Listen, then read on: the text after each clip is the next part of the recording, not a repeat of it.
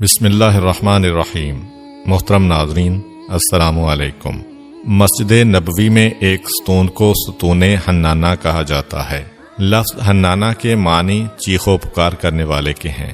مسجد نبوی کے اس ستون کو حنانہ کہنے کی وجہ یہ ہے کہ رسول اکرم صلی اللہ علیہ وآلہ وسلم کی حیات طیبہ میں یہاں ایک کھجور کا تنا ہوا کرتا تھا۔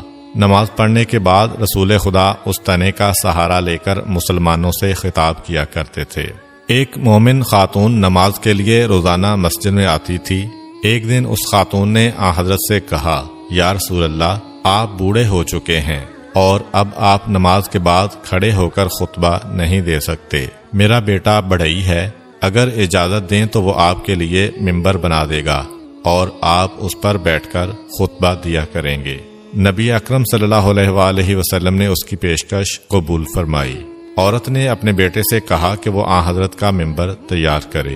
اس نے آپ کے لیے ایک ممبر بنایا جس کی 3 سیڑھیاں تھیں۔ وہ بنا کر مسجد نبوی میں لے آیا اور حضرت کے خطبہ کی جگہ پر اسے رکھ دیا۔ جب اس دن نبی اکرم صلی اللہ علیہ وآلہ وسلم نماز سے فارغ ہوئے تو آپ ممبر کی طرف تشریف لائے۔ جب آپ ممبر کی طرف جا رہے تھے اور اس کھجور کے تنے کے قریب سے گزرے تو تنے سے رونے کی آواز بلند ہوئی، جسے تمام مسلمانوں نے سنا اور اس کے رونے سے حضرت خود بھی متاثر ہوئے۔ آپ نے اس تنے کو سینے سے لگایا جس سے وہ پرسکون ہو گیا۔ پھر آپ نے اس سے فرمایا، اے کھجور کے تنے، گھبرا نہیں، میں نے تیرے متعلق خدا سے درخواست کی ہے کہ وہ تجھے جنت کا درخت بنائے گا۔ اس کے بعد تنا خاموش ہو گیا اور اس کے رونے کی آوازیں رک گئیں۔ بیان کیا جاتا ہے کہ وہ تنا بنی امیہ کے عہد تک مسجد میں باقی رہا۔ اولاد مروان کے عہد حکومت میں مسجد کی توسیع کی گئی تو اس کو کاٹ کر پھینک دیا گیا۔ ایک مومنہ خاتون 300 درہم کی تھیلی لے کر نبی اکرم کی خدمت میں حاضر ہوئی۔ اس نے وہ رقم آپ کی نظر کی اور عرض کیا، یا رسول اللہ، یہ درہم فقراء میں تقسیم کر دیں۔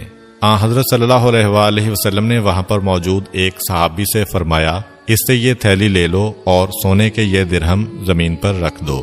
صحابی نے وہ تھیلی لی اور خاتون کے سامنے اسے انڈیلا تو اس میں سے سونے کے درہم زمین پر گرنے لگے۔ جب خاتون نے یہ منظر دیکھا تو وہ حیران رہ گئی اور اس نے کہا، یا رسول اللہ، میں تو اس تھیلی میں چاندی کے درہم ڈال کر لائی تھی، اب سونے کے درہم اس میں سے کیسے برآمد ہوئے؟ حضرت صلی اللہ علیہ وآلہ وسلم نے فرمایا، تعجب مت کرو، میں نے کہہ دیا کہ درہم سونے کے ہیں، اللہ تعالیٰ نے انہیں سونے میں تبدیل کر دیا۔ ایک مرتبہ ابو جہل اپنے ایک یہودی دوست کو ساتھ لے کر نبی اکرم صلی اللہ علیہ وآلہ وسلم کے پاس آیا اور بڑی بےہودگی سے کہا، محمد، تو کب تک ہمارے خداؤں کے خلاف جسارت آمیز باتیں کرتا رہے گا؟ اگر تو نے اپنی نبوت کے دلائل و معجزات پیش نہ کیے تو ہم تجھے قتل کر دیں گے۔ نبی اکرم صلی اللہ علیہ وآلہ وسلم نے فرمایا، جو کچھ تم چاہتے ہو عنقریب تمہیں دکھاؤں گا۔ ابو جہل نے اپنے یہودی ساتھی سے مشورہ کیا کہ بتاؤ محمد سے کس طرح کا معجزہ طلب کریں جس کے پیش کرنے سے یہ عاجز آ جائے۔ یہودی نے کہا، اگر تم نے زمین پر موجود کسی چیز کا معجزہ طلب کیا تو وہ اپنے جادو کے زور پر وہ معجزہ تمہیں دکھا دے گا۔ تم اس سے آسمانی معجزہ طلب کرو، کیونکہ آسمان پر جادو نہیں چل سکتا۔ ابو جہل نے کہا، محمد، اگر چاند کے 2 ٹکڑے کر دے تو ہم تجھ پر ایمان لائیں گے اور تیری بیعت کریں گے۔ نبی کریم نے ابو جہل سے وعدہ لیا۔ اس نے آپ سے پختہ وعدہ کیا۔ اس گفتگو کے دوران قریش کے 14 سرکردہ افراد بھی شریک تھے۔ انہوں نے بھی آپ سے یہی وعدہ کیا کہ اگر آپ نے چاند کے 2 حصے کر دیے تو ہم سب آپ پر ایمان لے آئیں گے۔ اس وقت جبریل امین خدا کی طرف سے آپ پر نازل ہوئے اور انہوں نے کہا کہ اللہ کہہ رہا ہے کہ ہم نے افلاک و نجوم کو آپ کے تابع کر دیا ہے، آپ جب چاہیں گے وہ آپ کے حکم کی تعمیل کریں گے۔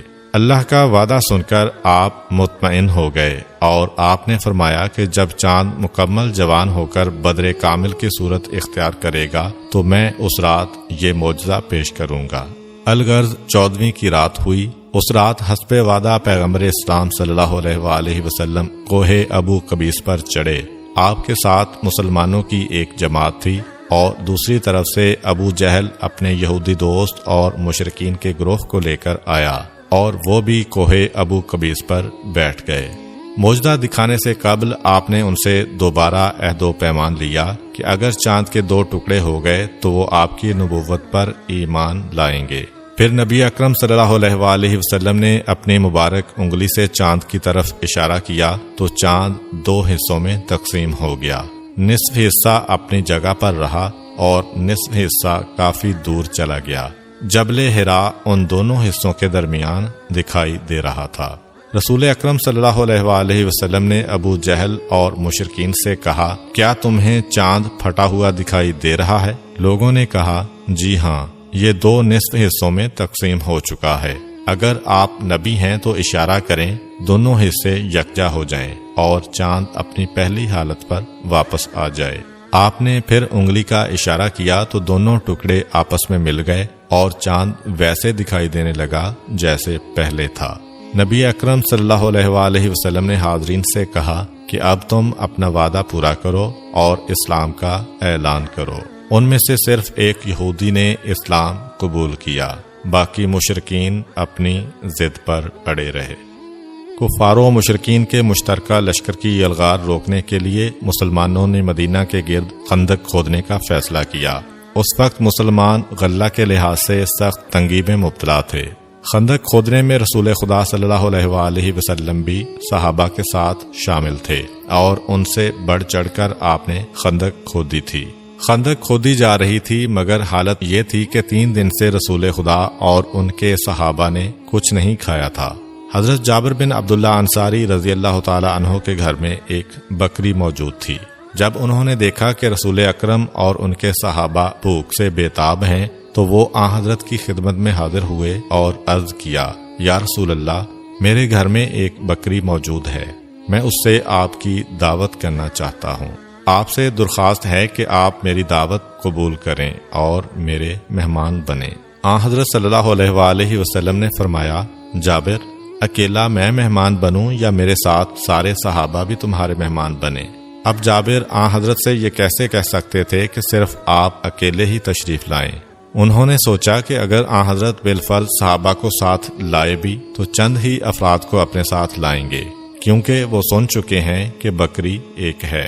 حضرت جابر نے عرض کیا، یا رسول اللہ، آپ اپنے صحابہ سمیت تشریف لائیں۔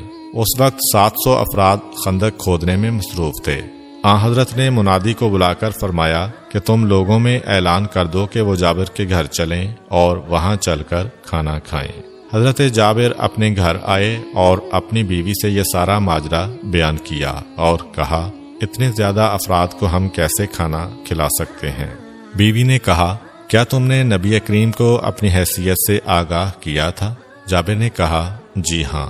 بیوی نے کہا، پھر تمہیں فکر کرنے کی کوئی ضرورت نہیں ہے، رسول خدا بہتر جانتے ہیں کہ انہیں کیا کرنا ہے۔ الغرض جابر کی زوجہ نے گوشت پکایا اور اس میں شوربہ کچھ زیادہ ہی رکھا اور کچھ روٹیاں پکا لیں۔